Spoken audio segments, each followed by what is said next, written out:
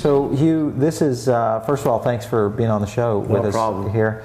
I know you are one of those interesting innovators. I always like to look at your blog and of course your art too, and you kind of corrected me there in our pre-show talking about art versus cartoon, and you had a nice statement that cartoonism is an honest trade. So your work is very engaging. Thank you. Obviously you reach out to a lot of people on your blog. You do a tremendous job with your books, and you've got something special here for us today, which is the new book. The new book, it comes out on the 17th of February. It's called Evil Plans. It's my second book. I love this title. Yeah, I like the title too. So what inspired this? There's a lucky few who get to do what they love for a living. Yeah. What I call the unification of love and work. Sigmund Freud said, in order to be happy, you need to do two things. You need the capacity to love, you need the capacity to work. And I said, well, wouldn't it be great if you could do both at the same time? And I love what I do. You seem pretty happy with what you do. Seth Godin seems to like what he does. Sure. Jeff Bezos, Steve Jobs, Tim Ferriss, Chris Brogan, Brian Clark, they all kind of love what they do. Yeah. And I've spent a lot of time hating what I do for a living, so I kind of went, well, what's the difference?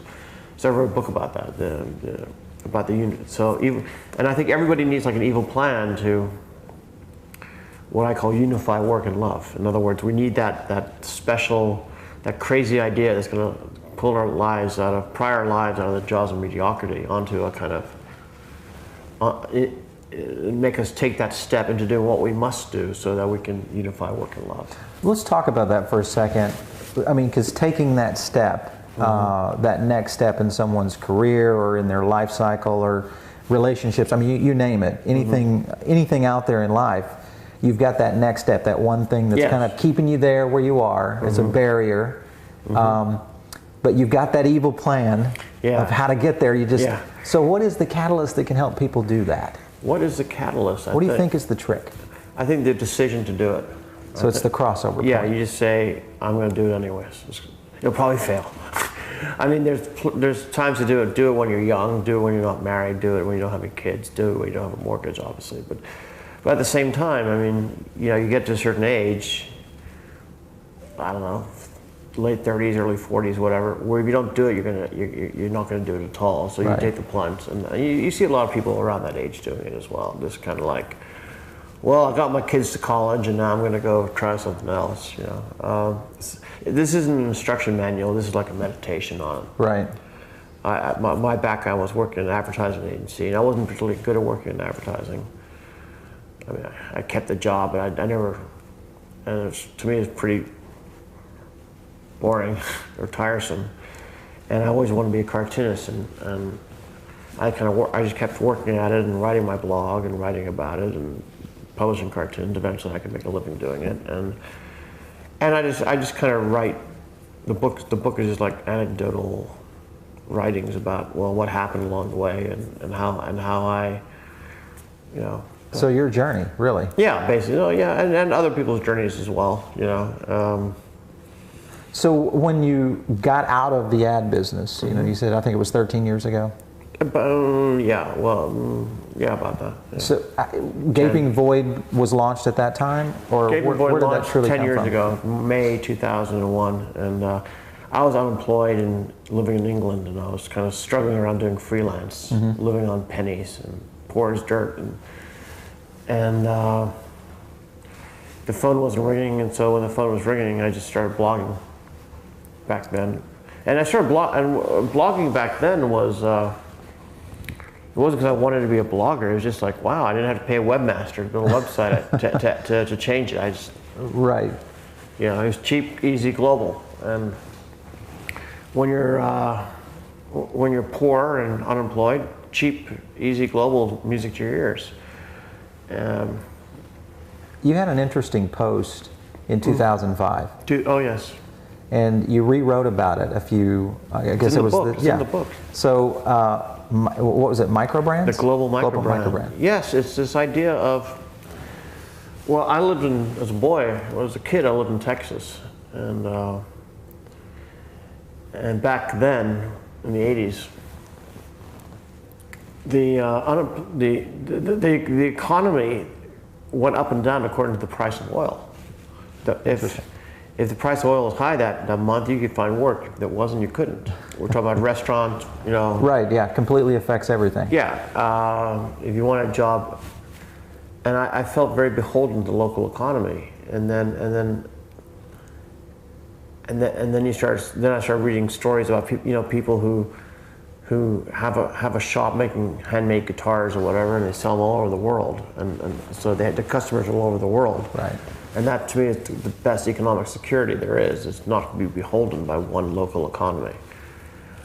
And with the internet, that came along and makes it easier than ever. So it really became reality. Building a micro global brand was available to do that. Yeah, now. You didn't have to become a guitar maker to do it, or you didn't have to own a winery or something. You could just do something fairly prosaic, like be a consultant or something. Sure. Without having, Or a cartoonist. Cartoonists, yeah.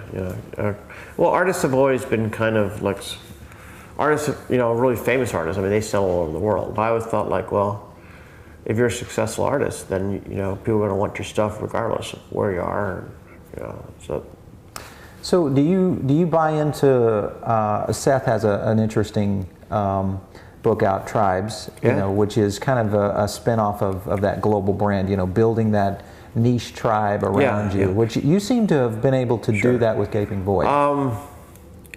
Well, Seth is one of my favorite writers, and Tribes is my favorite book of his, so I guess I do agree with that. It's any rock musician has that attitude. Any successful one, you have a good guy, good example, Eddie Vedder from Pearl Jam. Okay. Where he really tries to reach out to his fans. Right. And he kind of goes, "It's my fans that keep me going." He puts up dozens and dozens of free content every of concerts every year. Right. Say, "Hey, look, we just played here. I wanted you to download it for free," and then a bit like the Grateful Dead. Sure. That kind of but that's music. Art's very personal. Interesting. I would have loved to see the Grateful Dead on Twitter. Yeah, but that would have been a great feed to them. watch. That they wouldn't have. They would. I don't think they would have balked at that. No. I mean, they. And the thing about Jerry Garcia, he just wanted to play. He just wanted to play music. He didn't want to be a rock star. He just wanted to play, and he wanted to play with people he wanted to play with, and he liked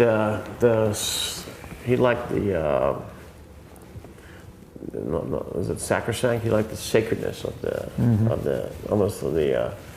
ritual of the live show. Do you find that is something that you kind of encompass around your work? Is it a ritual? When you sit down and do a piece. I mean, I don't get all holy about it, but to do it, you have to do a lot of it, and you have to do it every day. So the way I see it is like a craftsman, a tradesman. I call it the workbench metaphor, where you put your apron on and you go to the workbench like a carpenter, and you sharpen your pencils and you sharpen your blades and you get to work. You don't treat like the artist.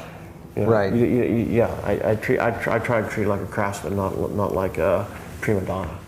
And I think that just the pure volume of material that you put out, the daily emails I get from from your website, always the interesting Hughisms, as I like to refer to them. Yeah. They're always very interesting and very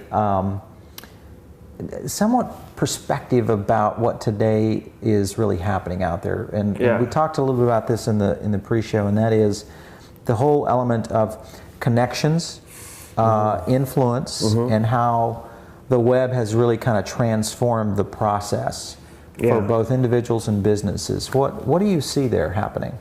Obviously, you're a master at using this. Well, I think two things happened, and I'm not sure they all happened at the same time, but they happened. One was the end of the job for life.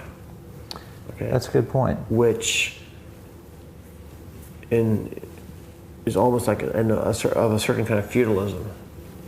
The industrial age was what kind of set that in motion. Yeah, right. It was kind of industrial feudalism. Instead of having land, you had a factory. Right. But it was the same. It was the same arrangement. You had the lord of the manor, and you had peasants, and the peasants, the peasant. Well, instead of working the land, they worked on the assembly line. Right. But it was still a furrow of kind. You were limited. Yeah, and what happened was, and there were certain obligations between upper and lower classes. I talked to my dad, who he died in the 70s recently, and he said, well, yeah, you got a good job at a company like at whatever, Ford or a big Bethlehem Steel, and you wore a suit and tie and you're competent. You didn't get fired. You just had to turn up and be one of the gang, and you stay there forever. Yeah. And then that kind of social contract, that kind of feudal, post-feudal social contract eroded. People started getting laid off. I remember my father's generation, people in their 40s and 50s just started getting, Right. Well, business velocity has changed. Yeah, exactly. And so all of a sudden you had to be self-sustaining. You look at, I'm trying to think of like Johnny Ives, the chief with Apple. Yep. Yeah, with Apple. He's a head designer at Apple, but he had his own brand. You're right. Absolutely. And then he could probably start a whole new clothing line. No. He could. Yeah, I know. Yeah. Or you have, Werner Vogels at Apple. These people who they have their own charismatic persona inside the company. Right. Robert Scoble at Microsoft used to. Now with Rackspace. Now with Rackspace. I mean, and so we all have to have our own little kind of fiefdom inside the company. Interesting. Our little empire of one. And the internet allows us to maintain that more easily, I think. And that to me is where it's valuable. It's not so much, hey, if you have a blog, you can be a superstar like me. Sure, you've got to have something to say, and it's got to be of value, and there's got to be some real core behind it. And it's like you don't have, with social media, instead of like reaching out to me, I'm an artist, so I have an audience who buy my work. But instead it could be, I have this network of people, like several thousand people who dig what I have to say about whatever. And right. So if my employer ever decides to lay me off, I got this network to fall back on. Sure. And that's, I shall always say, a network. That's our network security, as opposed to our what do you call it? Ensconced security. Right. Or corporate security. So it's just been this transition, obviously, that business and in even society has kind of moved through. Yeah. Yeah. And so, for example, my example is like when I was a kid, if you wanted to be a cartoonist, you had to be discovered either by United Feature Syndicate, and they'd develop you into or you had to get hired by Walt Disney, or you had to get hired by the New Yorker, and you had to be like one of Condé Nast's little darlings, and you had to be discovered, and you had to play within the system, and you had to be anointed as one of the chosen ones, and you had to have like some clever person in New York saying yes, you're good. And today you don't need that. No. Now that kind of alludes to the next question, and that is this whole you've got this transition of where business and personal and society has kind of moved digital, and now we've got these great social tools that connect not only online but also in real life. And we started to talk a little bit about influence, and I think you have that. You've got that piece in your area and circles. You've got that. I don't really see it as influence. Influence. I see it as a dialogue. Sure. Right? Okay. Now, it's a respected dialogue. Yeah. Yeah. But it's. I'm talking out. But I'm listening as well, talking. Sure. So it's like, you subscribe to my newsletter, and so although you're consuming the content, there's a dialogue. Right. And I can't, my newsletter goes out to thousands of people. I can't like talk to every single one every single day. Sure. But every now and then somebody from that group will kind of approach me and say, hey, I'm doing this. What do you think? And you kind of go, oh, that's kind of interesting. And then there's and they kind of already know my work, and there's a certain kind of pre-existing affinity, and then and so it's not like when I send out the newsletter, I'm sending out something for you to buy every day. Right. Attention shoppers, it's more like, hello. Yeah. Greetings. Greetings. Yeah, and it's kind of like, I mean, you see my newsletter, you get a cartoon every day, and there's a little button on the bottom that says buy the print. Right. And I don't know if you bought a print or not yet, but you probably thought of it at least once.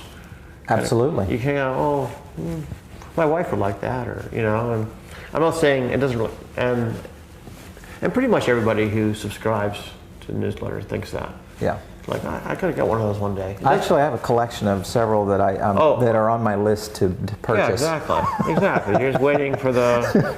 Yeah, and I'm not saying I don't. It doesn't matter to me, and everybody on the list feels that. Right. Absolutely. And whether they buy something from me tomorrow or next year, it doesn't really matter. Yeah. So, but but that's only going to happen if they feel they're part of a dialogue. Absolutely. As opposed to a sales pitch. So do you see that is really the future of business and future of connections, is getting past that whole, because we've been through a couple of decades of nothing but sales pitches. Here's why you should buy our product. Right. Yeah, I think it's much more interesting when, instead of saying, well, quality, value, and a name you trust, or whatever, and instead you're saying, well, this is interesting to me. Is it interesting to you? And, right. and then the product becomes, again, is dialogue. Almost entangled in that whole process. Yeah. I think this business is much more interesting when we can, aim higher, when we can engage in higher parts of ourselves than just transaction, just commodities. And right. I think we all want to do that, because we're all going to be dead one day. So we all want to kind of raise our game. Right. What's your legacy? How did you impact your business or your life? Yeah, exactly. And I'm not saying we all have to be the next Steve Jobs or something, but I mean, we all have to. We're mortal, so let's try to make this stuff matter while we're here. But I do think, we talk a lot to people where we coach and interact and consult, and I always say to a lot of these people that you can still be a rock star in your own thing. Everybody has a thing. So where do you see next steps? When you think about kind of the evolution of what's happened in the last 8 to 10 years on the Web 2.0, social media. Well, it's going to make everything cheaper and easier and more global. Cheap, easy, global. Yeah. That's what the internet makes things. Which is really going to create a very interesting layer of competition. Yeah, and barriers to entry are going to evaporate. Right. And that's where I was kind of thinking, the good example is musicians. To make a living, their business model isn't going to be emulating, 1970s style stadium rock stars with big hair. Their role models are going to be emulating web-savvy entrepreneurs. Absolutely, yeah. I Which agree. to me is exciting. I think it's going to shift the way that creativity is brought out. Yeah, I think it really is. But and it's also kind of certain cycles and business developments and circumstance within your own life. They force you to up your game in terms of creativity. Right. Interesting. So do you have any future books in mind, or what's your next evil plan? My next evil plan is make more art, and what's really interesting to me is not sort of that people buy art. That's pretty cool. Yeah. And what's really interesting to me is when people buy art for other people, not just their girlfriends for Valentine's, but when they buy art for a friend, a colleague. Yeah, or like you have a message on a piece of art, on a cartoon, where people say, "Hey, you need this. You need this on your wall just to remind you." That makes any sense. And the kind of sociability of art, that to me is getting interesting. I want, and I think that's my next phase. That would be an interesting element to explore, I think, because there's not a lot of that going on. No, I'd rather you buy, as opposed to buy a print for your office. I'd rather you buy a print for your best friend in San Francisco and send it to him, And what can I do to make that happen more easier? Right. Rather than for you to take the initiative. And that to me, is the kind of sociability of art as social object, art as totem, art as, guys, you need to remember this, you need to hear this. You see what I mean? Absolutely. In the same way that Seth Godin. So it becomes a message. Yeah, because of that. Say, I bought this because you need a totem. You know, Seth Godin innovated this where he encouraged you to buy the books that you give out to people. Spreadability of his books. Yeah. And interesting that you use the term totem there. A totem, yeah. It's like, well, you look at that Seth Godin's Purple Cow one, it's not so much is what it represents. Right. Exactly. It's totemic value. People buy it for its totemic value. Yeah. People buy, why do people keep a copy of In Search of Excellence? Mm-hmm. on their desk, not because I better read it right now because it's because it's there to remind them of the magic in the book. Absolutely. And so that's where I want to go next. Interesting. Is the totemic is helping people with that. Well, Hugh, I want to thank you so much for joining us today on the show. It was great. Yeah, interesting. Yeah, interesting. And people can get the book. Is it going to be? Yeah, Barnes & Noble, Borders, Amazon. So all the traditional places. Independence as well. I mean, it'll be around. We'll appreciate it. And this is another episode of Rethink. Great. Thanks for stopping in. Bye.